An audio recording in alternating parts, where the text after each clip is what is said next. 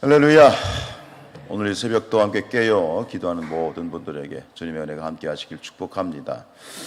오늘 이사야서 24장 말씀, 특별히 24장부터 24, 5, 6, 7 이 이사야서 4장 말씀을 소위 뭐라고 부르냐면 이사야의 소묵시록, 그러니까 신약의 용어로 빌리면 이사야의 소계시록, 이렇게 타이틀이 붙어 있는 부분인데요. 결국은 묵시록이란 말은 뭐냐면 지금 현재가 아니라, 그리고 앞으로 몇 년 후가 아니라 종말, 마지막 때에 대한 그러한 예언이라는 이야기입니다. 우리가 이제 지난 계속해서 반복해서 말씀드렸던 것처럼 13장부터 23장의 단락을 제가 어떤 내용인지 이제는 귀에 못이 박히셨죠? 그죠? 이사야서 13장부터 23장은 무엇에 대한 심판 예언이었죠? 누구에 대한 심판 예언? 열방, 이스라엘 밖에 있는 10개국에 대한 열방에 대한 심판 예언이었는데요. 이걸 이렇게 진행이 되는 거예요. 1장부터 12장은 남유다에 대한 심판 예언이에요. 자, 이스라엘의 남유다. 그 다음에 13장부터 23장은요, 이스라엘 밖에 있는 외국, 열방 10개국에 대한 심판 예언인데, 이것이 이제 여기 와서는 또 확대가 되는 거예요. 남유다에서, 그리고 이제 열방 10개국에서, 그리고 이 24장부터 27장은 뭐냐면 그 하나님의 심판이 어디로 확대되죠? 온 땅. 온 땅. 그러니까 이것은 역사를 초월해서 모든 온 인류, 시대와 역사를 초월한 온 인류에 대한 심판 예언. 그러니까 이것은 결국 우리에게도 해당되는 것이고, 이것은 오고 오는 모든 세대에 대한 종말론적인 심판을 예언하고 있고요. 그러나 오늘 이 24장은 그런 어떤 범죄한 인류에 대한 심판의 예언뿐만 아니라 그 모든 심판이 다시 회복이 되어지는, 즉 메시아 왕국이 도래하고 그리고 궁극적으로 승리하는 것을 또 14절부터 마지막 23절은 후반부는 보여주고 있어요. 결국 이것을 보면 요한계시록의 패턴하고 똑같아요. 요한계시록 앞에 부분이, 전반부는 뭡니까? 이 땅에 7년 대환란이 일어나지 않습니까? 믿지 않는 자들의 세상에 대한 심판뿐만 아니라 믿는 자들도 그 심판 아래에 또 당하게 되어지는데, 물론 그 안에서 하나님이 우리를 지켜주시지만, 종말론적인 메시아께서 오시기 전에, 예수께서 재림하시기 전에 이 땅 가운데 7년 대환란, 어마어마한 그 환란과 심판이 있지만 결국 예수 그리스도의 재림으로 말미암아 어떻게 됩니까? 이 땅 가운데 거룩한 성수 예루살렘에 내려오고 이 땅이 새로운 뭐죠? 신천 신지, 새 하늘과 새 땅이 완성이 되죠. 이것이 뭡니까? 종말론의 결론이죠. 회복, 완전한 승리에 대한 예언입니다. 그래서 24장과 27장은 마지막 절에 동일한 내용을 반복하죠. 23절 읽어볼까요? 그때에 달이 수치를 당하고 해가 부끄러워하리니 이는 만군의 여호와께서 시온산과 예루살렘에서 왕이 되시고 그 장로들 앞에서 영광을 나타내실 것이라. 계시록 7장과 14장에 나와 있는 14만 4천 명, 헤아릴 수 없는 수많은 구원받은 성도들의 예배를 받으시는 그 시온산에 선 그 어린 양, 하나님, 이 시온산과 예루살렘은 바로 새하늘과 새 땅을 말하는 거예요. 완벽한 메시아 왕국의 성취이죠. 마지막 27장 보세요. 27장 13절을 한번 보실까요? 27장 13절 시작. 그날에 큰 나팔을 불리니 아수르 땅에서 멸망하는 자들과 애굽 땅으로 쫓겨난 자들이 돌아와서 예루살렘 성산에서 여호와께 예배하리라. 이게 뭐예요? 이게 새하늘과 새 땅의 완성, 신천 신지, 그리고 거룩한 성 예루살렘의 마지막 종말론적인 승리, 궁극적인 승리를 노래하고 있는 거예요. 그러나 그 새하늘과 새 땅 임하기 위해서는 반드시 뭐가 임해야 되느냐? 뭐가 오게 되느냐? 심판이 임하게 된다라고 하는 거예요. 1절 읽겠습니다. 보라, 여호와께서 땅을 공허하게 하시며 황폐하게 하시며 지면을 뒤집어 엎으시고 그 주민을 흩으시겠다. 이렇게 심판이 예고되죠. 말씀드린 것처럼 이것은 온 세상에 대한 13절에 보면 세계 민족 중에 이러한 일이 있으리라. 세계 민족, 이것은 온 세계, 오고 오는 모든 세대, 온 인류, 예수님이 이 땅 가운데 재림하시기 전까지 모든 시대와 모든 역사를 통틀어서 이런 궁극적인 종말론적인 심판이 임할 것이다라고 하는 매우 중요한 그런 예언을 하시고 있지요. 여러분, 하나님께서 왜 이러한 심판을 하실 수밖에 없습니까? 심판이 임하게 되는 이유가 뭐예요? 어렵게 생각하지 마시고. 왜요? 타락과 범죄 때문이죠. 그래서 5절 보세요. 5절 보면 땅이 또한 그 주민 아래서 더럽게 되었으니 이는 그들의 율법을 범하며 율례를 어기며 뭐예요? 영원한 언약을 깨뜨렸습니다. 6절 그러므로 저주가 땅을 삼켰어요. 즉 심판의 원인은 하나님으로부터 있는 게 아니에요. 심판의 원인은 이 땅 가운데 있는 주의 백성들이 또 하나님의 창조한 그러한 사람들이 범죄하고 하나님의 말씀을 어겼기 때문에 그 죄의 삭은 뭐예요? 사망인 거죠. 그 결론이 내려지는 거죠. 인간의 타락과 죄로 이 땅 가운데 사망이 유입이 되었고 죄의 삭은 사망이고 하나님께서 만들지 않으신 가시와 엉겅퀴가 이 세상을 덮고 이 땅 가운데 기후를 보십시오. 하나님이 지진을 만드셨습니까? 하나님이 홍수를 만드셨습니까? 하나님이 기근을 만드셨습니까? 아니요. 이 세상에 있는 모든 자연재해들도 결국은 지금 이 기후 위기가 굉장히 심각하게 대두가 되고 지금 우리가 당장 느끼잖아. 이렇게 더운 여름이 없어. 앞으로는 더 할 겁니다. 우리가 이 징조와 징후를 보아야 돼요. 이 모든 것의 시작은 뭐예요? 인간의 탐욕, 욕심.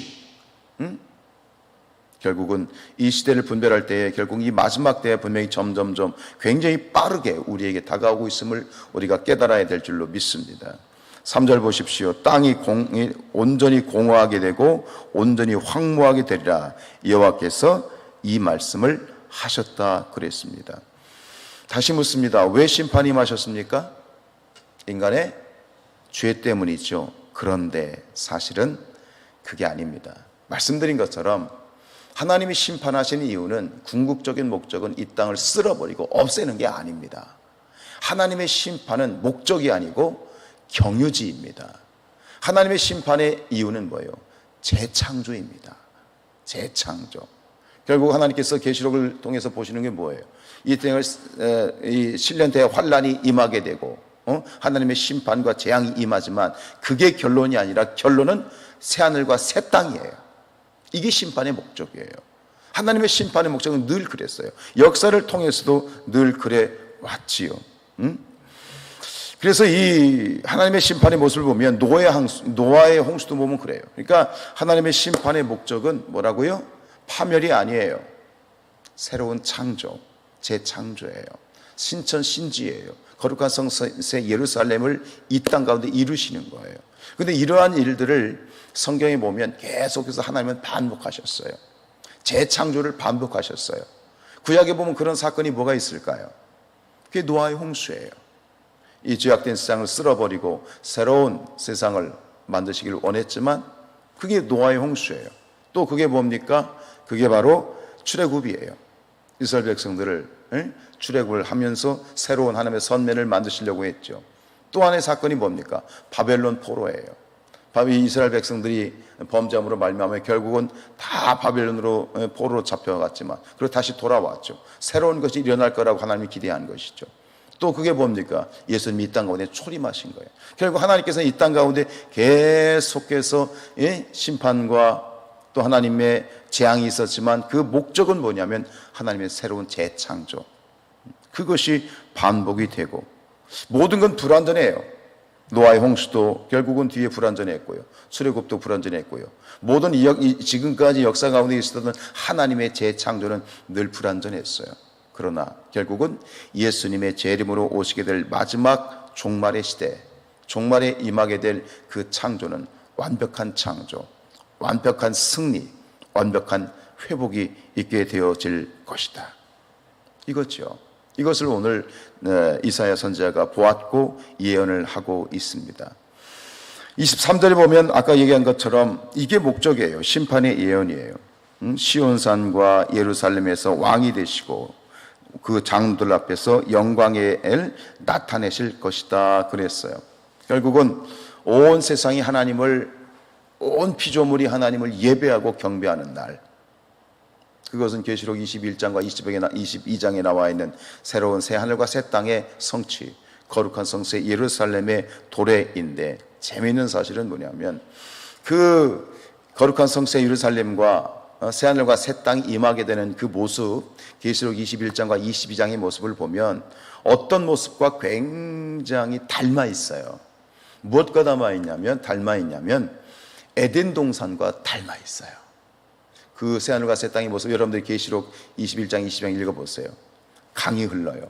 그리고 강 주위는 무슨 나무가 심어져 있어요? 생명나무가 심어져 있어요. 그러니까 이 마지막 때 도래하는 그 신천신지의 모습은 창세기 맨 앞에 나와 있는 에덴 동산의 모습과 너무나도 닮아 있어요. 무슨 이야기냐? 새롭게 회복할 그 새하늘과 새 땅은 바로 에덴 동산입니다.